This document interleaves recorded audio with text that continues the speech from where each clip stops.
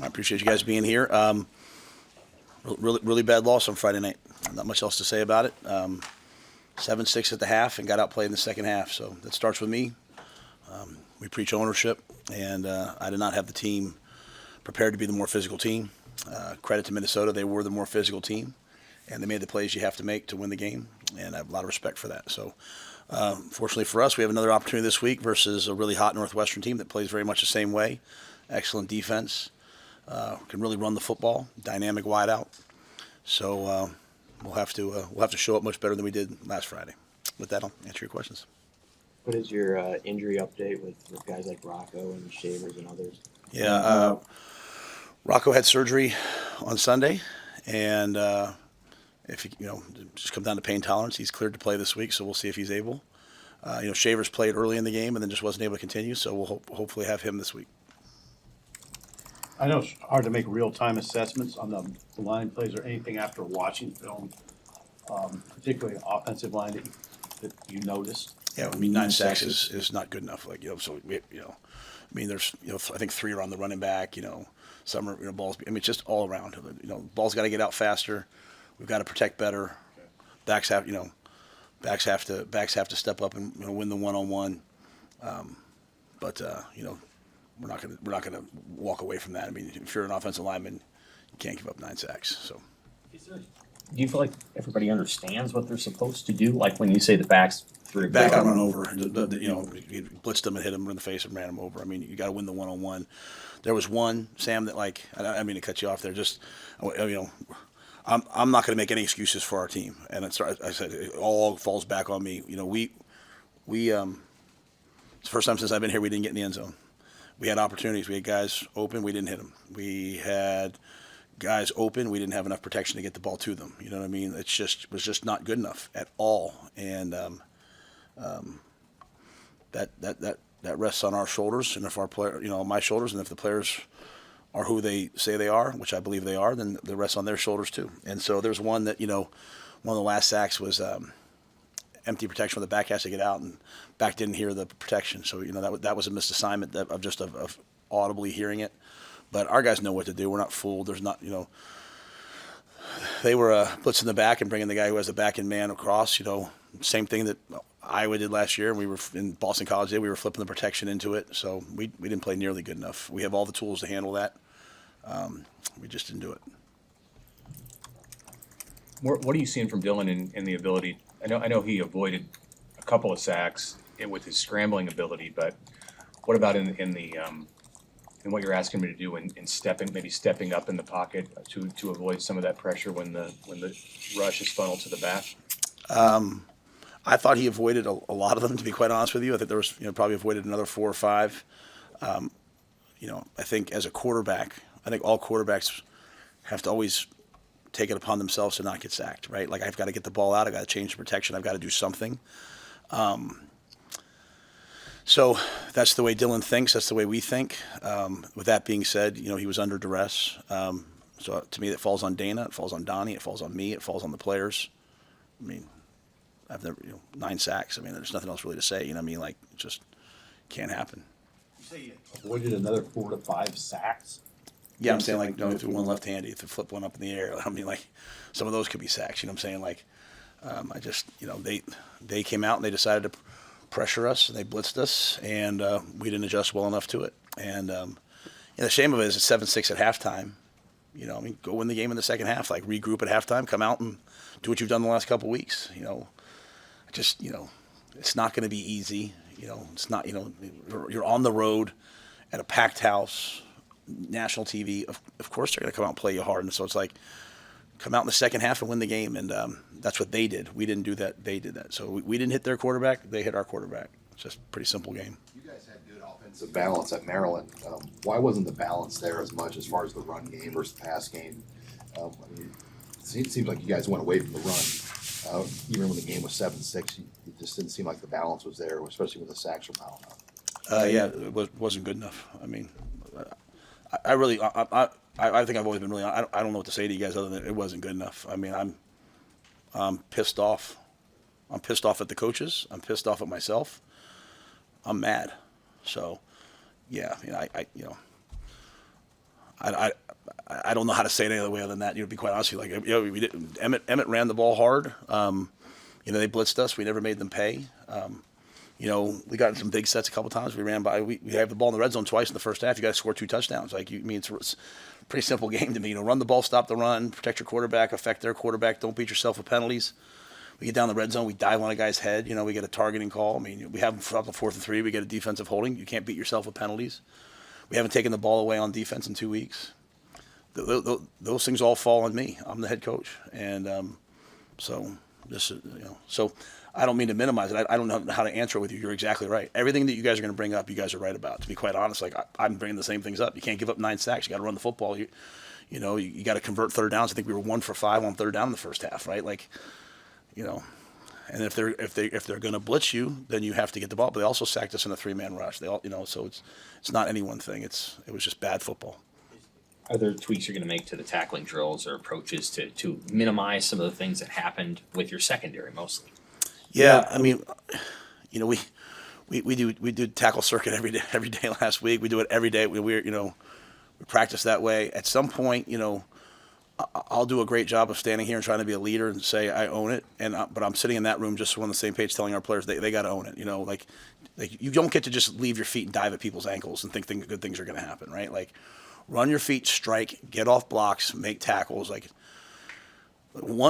We get beat on outside zone into the boundary, 4x1 outside zone, and they hit a 71-yard touchdown on 4x1 outside zone. At some point, so I will take ownership of it, but I'm looking for some players who want to take ownership of it, because at the end of the day, that wasn't good enough, and that's everybody. So yes, it surely rests on me, but we're doing the drills, we're doing the tackling drills, we're doing all those things. You got to bring it to the game, and I'm just constantly trying to teach our players nothing's happening to you. You're not getting sacked. You're giving up sacks. You're not missing tackles. We're not making the tackles. So we have good players. They've shown that they can do it. Go do it. And that's the growth in this team that has to happen this week. There comes some times in life. There's moments where you have to stand up, and so this is that week. Did you approach the last 2 days and today as you would normally? Okay, I just know, a couple years ago after the Michigan game, the practice was different the next day. Anything along those lines about your schedule for the last 48 hours? No, I didn't think we quit. I didn't think we, like the Michigan game 2 years ago I felt like we quit. I felt like we didn't try. I felt like, I didn't feel like we didn't quit. We didn't play good enough football, and Minnesota did, and so, the same thing we always do. I just showed them the tape, showed them what we did well, what we didn't do well, the opportunities we had. There's, there's guys in the end zone wide open, but we're getting sacked. It's like, hey, and then I'm showing us rushing them and their line straining to knock it off. But it's not. But you have to be careful with a team is it's not any one thing, right? The only area that produced in that game at a level that's we didn't cover them in man, we didn't tackle in the secondary, we didn't hit the quarterback, we didn't stop the run, we didn't run the football nearly well enough. We had big plays that we either didn't hit or didn't catch. It's just all around. So that just falls on me. So just the game doesn't carry over. Tell the truth, and then see if they stand up this week and fight for themselves. That's exactly how it is. You can't blame anybody else. You can't talk about anything else. It just wasn't nearly good enough. The special teams I thought showed up. Credit to Jacory and that punt return team. They punted the ball out of bounds. Pregame warm up, they were kicking the ball out of bounds. We stopped the ball at the 2. Great, Archie had a 54-yard punt with his right foot. Jeremiah Charles, Roman Mangini, Bryce Turner, those guys playing their tails off. Jacory at the end of the game, game's over.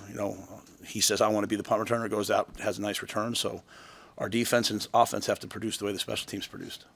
Did you feel that the energy was there coming out of last week into the game and pregame, when the game started? 100%, yeah. I think it would be a disservice to our team to say, "Oh, we had no energy." You know what I mean? I think it's like just a disservice. It takes the pressure off. Here's what I'll tell you exactly how I really feel, Mitch. They were excited to play. They were fired up. There was juice on the sidelines. There was energy. We came out early on, and it's just the football wasn't good enough. And I think once Minnesota started to assert their physicality, I don't know that we were ready for a fist fight. I think we thought it was going to be a little bit easier. That's sad to say, but that's why it falls on me. A lot of times get up here and say this is my fault. I told the team the entire week that this was a tough physical team and this would be a battle. And I had even assistant coaches like, man, why do you keep crowning them? What?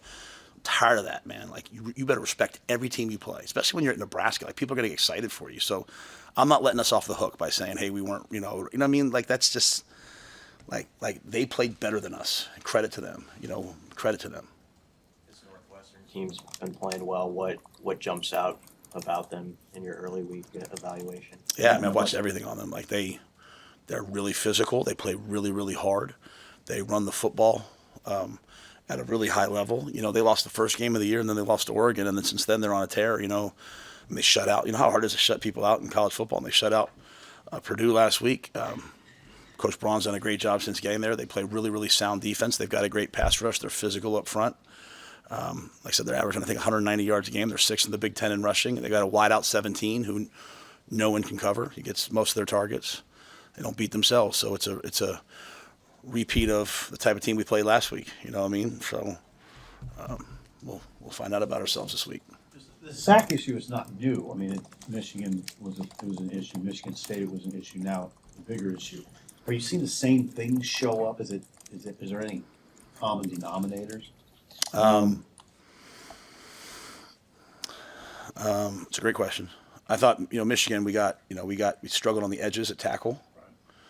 Michigan State, some of those sacks, we're holding the ball, trying to push the ball down the field. Like, they're kind of like, low value sacks. We got beat on a protection blitz. We were better against Maryland. And then this game, it was just everything. So the ball has to get out quicker. We have to step up in protection. The coaches have to figure out, the coaching staff has to figure out not what we want to do, but what can we do. So it's purely on us. So what are you hoping to see from Coach Holgerson this week as he puts together the plan? Yeah, I trust Dayton with my life. We got to get the quarterback to get the ball out. And I'm not saying he's holding the ball. I'm saying we have to give him plays where we were covered a lot of times in the game. Like, they matched our routes and there was nowhere to go with the ball. So that's why it's I'm in no way defending anyone. I'm just trying to make sure our team here is it was everything, and that's why it's not good enough, right? We were covered. Then when we did get behind them, we didn't make the play, and then they blitzed the back, and then when we played man and they beat us on shallow crosses, then it's oh shoot, we better play some more zone. We're supposed to cover the guys, and we didn't cover at a high level, so we didn't pressure a ton. They pressured us, and we didn't hurt them with it. So then all of a sudden you're all right, let's pressure these guys, and so it's just complementary football. It's a little bit of everything. So I think Dana has to go back with his staff, and they have to figure out how we can run the football. I mean, football will never change. All I talk to the team about is don't beat ourselves with penalties and missed assignments. Win the turnover battle. We didn't lose it, but we didn't win it. Run the ball, stop the run, protect and affect the quarterback. Win the situations. We're not scoring touchdowns in the red zone. We're not winning third down. It was bad all around. So, I think the biggest thing is, hey, what can we do? Not, hey, this play's really good versus this coverage versus these guys. What can we do? And let's do that. And get Pritchett back. That'll help. Rocco playing will help. No disrespect to the guys that went in. Those guys. Obviously, you're starter for a reason. So, losing 2 starters was tough. And then I think to Sean's point, I'd like to see us run the football a little bit more because Emmett's playing really well. Do you feel like Barney and Key it's very simplistic to say scheme them into touches, but they've had 10 combined catches in the last 3 games. Yeah. Yes. I'd like to see them touch the football.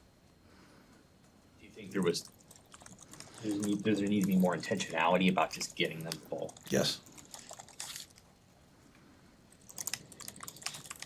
You mentioned Pritchett and Rocco coming back will obviously help. Are there some younger guys who are getting closer to that rotation, or do you consider any of those second, third year guys? Yeah, we got some good young players that are developing. But I'm really not in that position right now. I think our starters are our starters, and we put them in and play them. And but if anybody else goes in, we expect them to play well. I guess it's a positive. Some of your young defensive linemen have taken a jump. They're going through this kind of for the first time. Keona and Williams. Is there a journey they have to take where things are going to be imperfect, but they're making plays anyway? Yeah, I think that's true for all players. You know what I mean?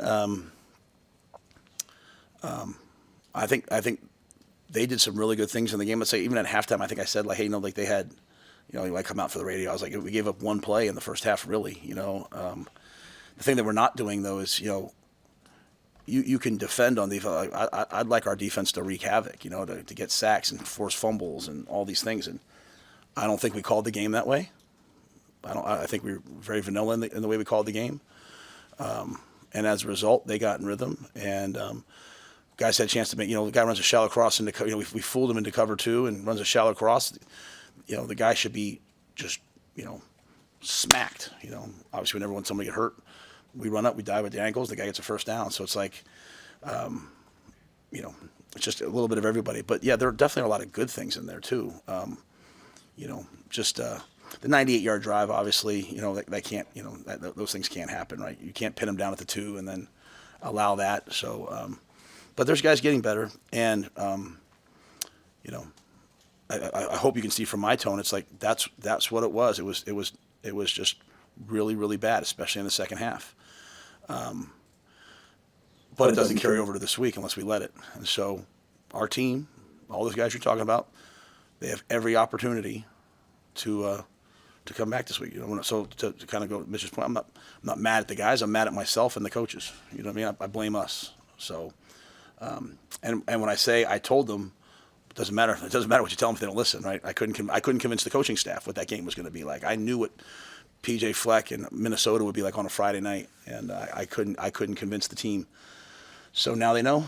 But that's not me saying I told them they didn't do it. It's me saying I didn't get it done. I'm saying, like, that's my job. Like, that's my job is to get the team ready to play, and they were not ready for that battle, especially in the second half.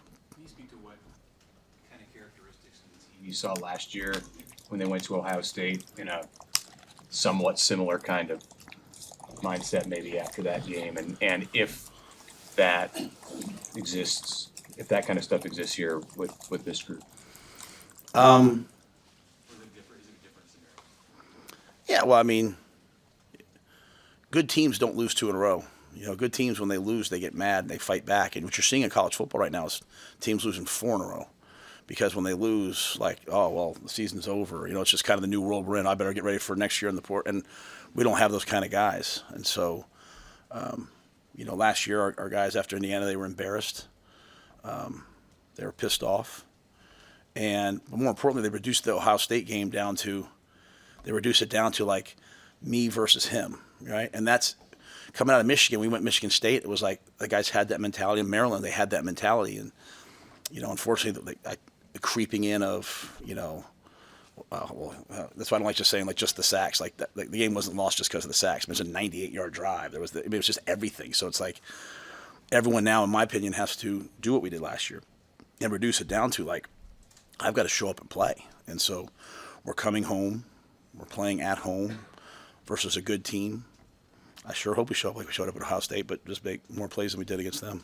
Just from what you've seen so far in demeanor and body language, how are they bouncing back so far? Great, but we'll have to find out tomorrow at practice.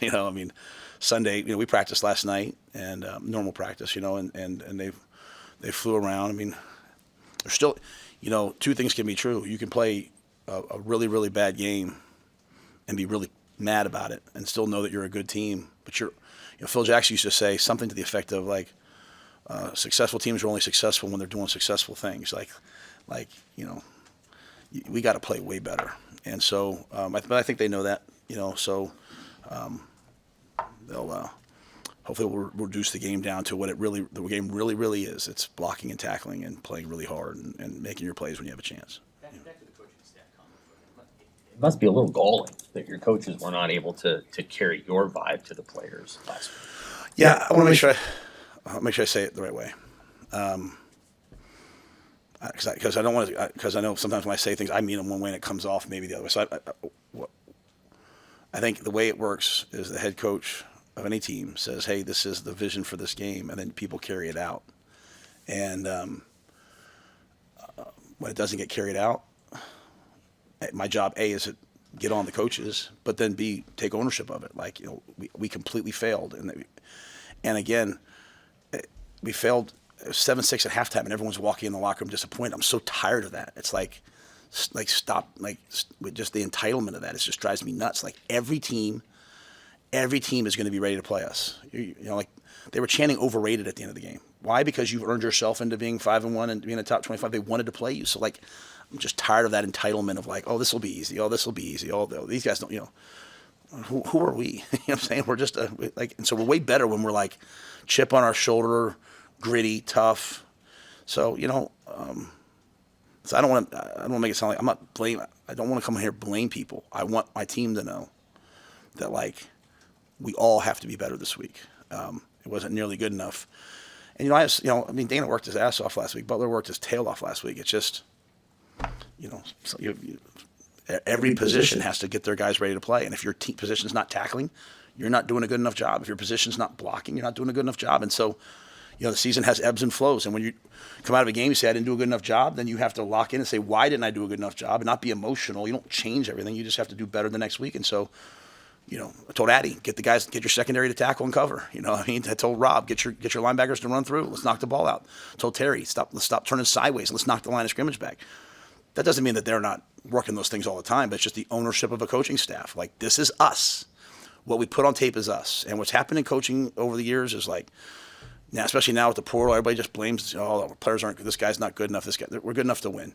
Okay, we're good enough to win. So get your guys ready to play this week. Donnie, get the O-line straining and blocking. I'd rather dive than let my quarterback get hit, and then stop diving. How many 15-yard penalties we have as an offensive line this year? It's absolutely ridiculous. Like, just block between the whistles. And so these are my messages, but they all fall on my watch. And so I'm being uniquely candid with you guys today because you guys deserve that. Our fans deserve that. They watch that on Friday night.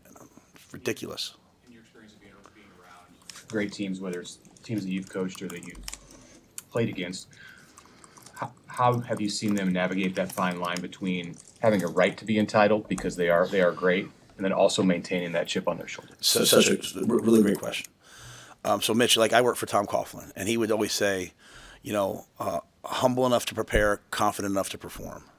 And, then you listen to Coach Saban. He always talks about something like workhorses or show ponies, right? Like you have to work and work and work and work as if you have no chance to win the game, and then you have to play as if you have no chance to lose the game. But you can't, so we worked, but you can't expect it to be easy. You just have to believe that, hey, if I play as hard as I can for 60 minutes, then good things will happen. Part of that, though, in my opinion, is when you get punched in the face, you either cower back or you come out swinging. And I'm not saying we cowered back, but we certainly didn't swing. And you start seeing lots of guys walk off the field like something's happening to them. No, it's not happening to you. You're not playing good enough, and so go play better. I'm not coaching good enough. So, I didn't throw a fit. I didn't yell at them after the game. I didn't do all that because I own the fact that I didn't coach good enough. But you know what? I'm going to coach good enough. I'm making it very clear, I think, right now to our team and to our coaches what's expected this coming Saturday. And if Northwestern is just way better than us, then so be it, right? So be it. But if fans spend their money this week to show up and watch a team diving on the ground to make tackles and guys getting pushed back into the quarterback and just then I'd boo us. So we better show up. Help me say that. We will show up. Okay, how about that? We will show up. I showed our team the last play of the game. Roman Mangini, walk on punt return. He blocks for 9 seconds, running all over the field to block people. I'm like, I went that for 60 minutes. Anything else? Thanks, man. Thank you, Matt. Look forward to seeing you guys next Monday. Yeah.